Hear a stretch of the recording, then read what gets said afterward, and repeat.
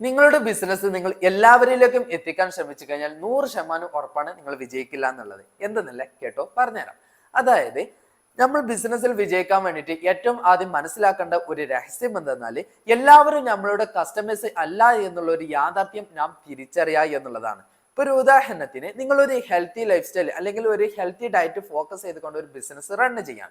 So നിങ്ങൾ wide ആയിട്ട് എല്ലാവരെയും ആദ്യം ഫോക്കസ് ചെയ്യരുത്. ശരിയാണ്, എല്ലാവരും ഫോക്കസ് ചെയ്താൽ മേ ബി കുറച്ച് പേരൊക്കെ വാങ്ങിയേക്കാം എന്നൊരു സാധ്യത നോക്കിയിട്ട് നമ്മൾ ഒരിക്കലും ആദ്യം തന്നെ എല്ലാവരിലേക്കും എത്തിക്കാൻ ശ്രമിക്കരുത്. മറിച്ച് നമ്മളുടെ ടാർഗറ്റഡ് ആയിട്ടുള്ള ഓഡിയൻസ് ആരാണെന്ന് ഡിഫൈൻ ചെയ്ത് അവരിലേക്ക് എത്തിക്കാനായിട്ട് ശ്രമിക്കുക എന്നുള്ളതാണ്. ഒരു ഉദാഹരണത്തിന് ഡെയിലി ജിമ്മിൽ പോകുന്നവർ, ഇവർ നമ്മളുടെ ഒരു ഓഡിയൻസ് ആണ്. അതുപോലെ ഹെൽത്തി ലൈഫ് സ്റ്റൈൽ ഫോക്കസ് ചെയ്യുന്നവർ, ഹെൽത്തി ഡയറ്റ് ഫോക്കസ് ചെയ്യുന്നവർ, ഇവരൊക്കെ നമ്മളുടെ കറക്റ്റ് ആയിട്ടുള്ള ടാർഗറ്റഡ് ആയിട്ടുള്ള ഓഡിയൻസ് ആണ്. സോ ഇവരെ കൃത്യമായിട്ട് മനസ്സിലാക്കി ഇവരിലേക്ക് എത്തിക്കാൻ ശ്രമിക്കുക എന്നുള്ളതാണ്.